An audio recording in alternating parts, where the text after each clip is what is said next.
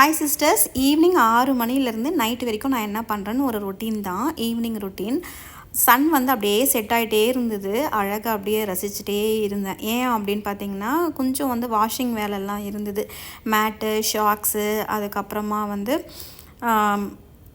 குப்பை போடுற பக்கெட்டு இதெல்லாம் வந்து கொஞ்சம் வாஷ் பண்ணி வச்சேன். ஏன்னா வெள்ளிக்கிழமை ஒரு நாளைக்கு ஒரு மாதிரியான வேலைகள் வந்து ஸ்ப்ளிட் பண்ணி நான் செஞ்சுக்கிறது. ஷாக்ஸ் எல்லாம் வந்து சேர்ந்த போல் இருந்தது. சைமல்டேனியஸாக வந்து அதுவையும் வந்து துவைச்சி காய வச்சிட்டேன். நம்மளுக்கு சாட்டர்டே சண்டே இங்கே கம்பல்சரி லீவ் தான். சாட்டர்டே வந்து ஸ்கூல் கண்டிப்பாக இருக்காது. அதுக்கப்புறமா சின்னதாக ஒரு பூஜை பண்ணிவிட்டு விளக்கேற்றி பூஜை பண்ணிவிட்டு நானும் கொஞ்சம் ரெஃப்ரெஷ் ஆகிட்டேன். ஈவினிங்க்கு என்ன செய்யலாம் அப்படின்னு யோசிச்சிட்டே இருந்தேன். மாவு வந்து ஒரே ஒரு வாட்டி தான் வரும், காலியாக போகுது. அதனால் வந்து பொங்கல் செய்யலாமா இல்லை ரவை உப்புமா செய்யலாமா அப்படின்னு வந்து யோசிச்சுட்டு இருந்தேன். சரி பொங்கலே வந்து செய்யலாம் அப்படின்னு ஒரு முடிவு பண்ணி நைட்டுக்கு டின்னர் வந்து பொங்கல் தேங்காய் சட்னியோடு சாப்பிட்டோம்.